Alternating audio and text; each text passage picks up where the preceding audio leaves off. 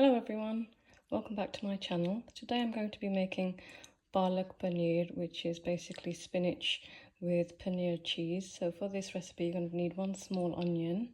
You're going to need a tin of spinach puree, or you can use fresh or frozen spinach. You're going to need some butter, about 50 to 100 grams of butter, a little bit of olive oil. You're going to need some paneer cheese. I've made life easier for myself and got this packet which has got cubed paneer, and I've got 1 teaspoon of salt, 1 teaspoon of red chili powder, half a teaspoon of coriander powder, and a 1/4 teaspoon of turmeric powder. So I'm just going to fry the onions in a little bit of olive oil until they're softened and a little bit brown. In the meantime, take another pan and take a knob of butter, and you're going to just fry the paneer gently to make it a little bit brown on all sides.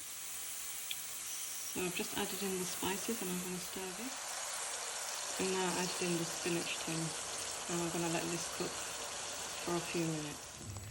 So the butter is almost melted. I'm going to add in the paneer cubes.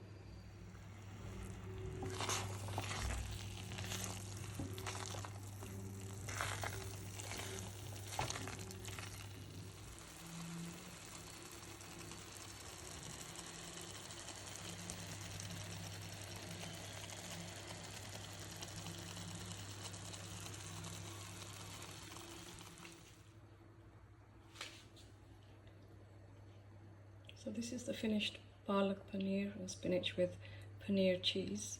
It's so tasty, especially with naan or rotis or even with rice. And it's a great party piece as well. So if you're having a dinner party, it goes down really well.